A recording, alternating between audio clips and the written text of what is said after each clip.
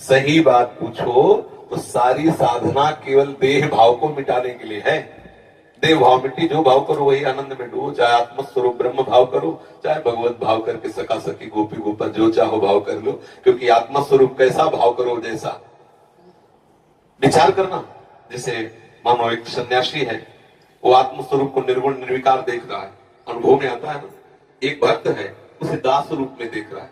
दास शरीर थोड़ी होता है, दास स्वरूप भाव में उसने भावना की भेद बुद्धि करके, और तो उसे दास सेवक भाव अनुभव हो रहा है। जो जैसे भावना करता है आत्मस्वरूप, जैसे अभी हम देह भाव में हैं तो हमें यही तो लग रहा है मैं यही हूं, तो आत्मस्वरूप की भावना हम देह भाव में कर लिए ना। अब इसे हटाइए, आप जो भाव कीजिए। अंतिम समय यदि मृग का चिंतन करते हैं तो आत्मस्वरूप मृग स्वरूप में प्रकाशित हो जाता है। भरत जी को देखो, अंतिम समय में स्त्री का चिंतन करते हैं तो पुरंजन अगला जन्म स्त्री का। आत्मस्वरूप कैसा भाव करो जैसा, कोई भाव न करो तो मुक्त हो गए। समझ गए ना, कोई भाव नहीं, मुक्त हो गए। अगर भाव कर रहे हो तो किस कोटि का कर रहे हो, जो कर रहे हो उसी का फल है। अपने लोग क्या भगवत भाव, अपने लोग क्या सखी भाव, अपने को सखा भाव, अपने को दास भाव, जो भाव करो सो वो आपको प्रभु ऐसे अनुभव आत्मस्वरूप प्रभु है। और कोई भाव नहीं तो जीवन मुक्त हो गए। समझ में आ रहा है ना, आत्मस्वरूप कैसा भाव करो जैसा, और कोई भाव न करो तो इसे कहते हैं निराकार और निर्विकार चिदानंद में स्वरूप। बिल्कुल सब सिद्धांत सत्य है, पर अपने भाव को पहले शरीर भाव से हटाना होगा।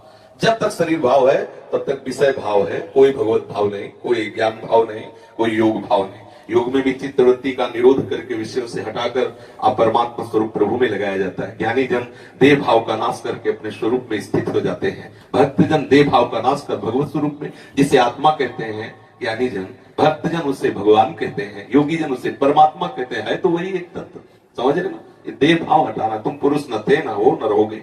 ये पोशाक पुरुष के धारण करने से कोई पुरुष नहीं हो जाता, पर ये भाव मिटना बड़ा कठिन है, इसीलिए साधन में लगाया जाता है। अगर भाव अभी समझ में आ जाए तो अब भी आत्मा का कोई बंधन नहीं है। इसीलिए मोक्ष भी झूठा और बंधन भी झूठा।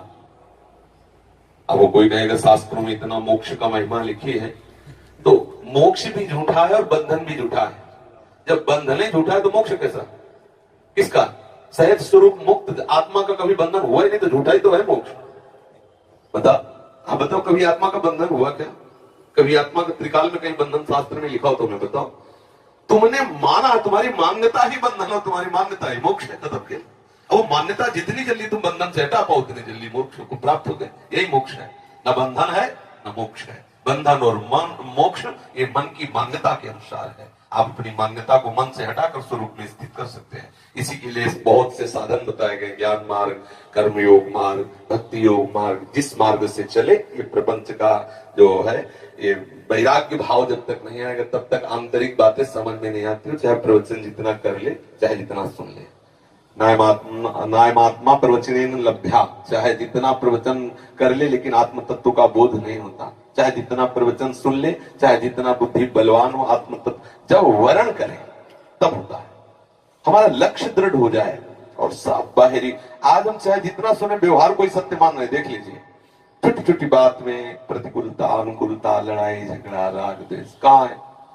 केवल बातें केवल हो रही। आत्म तत्व बोध की तरफ या भगवत मार्ग की तरफ सच्चाई से चलने लगो, अंदर ही मार्ग दिखाई देने लगेगा, अंदर ही प्रकाशित हो जाता है मार्ग। साधकों को ज्यादा माथापच्ची नहीं करनी पड़ती। जैसे एक यमुना स्नान करने शिष्य जा रहे थे तो गुरुजी ने टार्च दी, अंधेरा था, एकदम धीमी सी एक पैर दिखा। बोले गुरुजी इससे लक्ष्य की प्राप्ति कैसे होगी, बहुत कम प्रकाश।